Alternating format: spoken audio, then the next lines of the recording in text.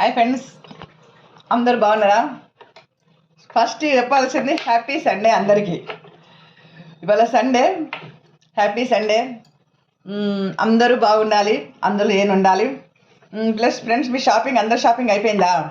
First మీకు చెప్పాల్సింది ఏంటంటే, నా యూట్యూబ్ చూసే ప్రతి ఒక్కరికి, లైక్ చేసిన ప్రతి ఒక్కరికి, షేర్ చేసిన వాళ్ళకి, లైక్ చేసిన వాళ్ళకి, సబ్స్క్రైబ్ చేసుకున్న వాళ్ళందరికీ నా ధన్యవాదములు.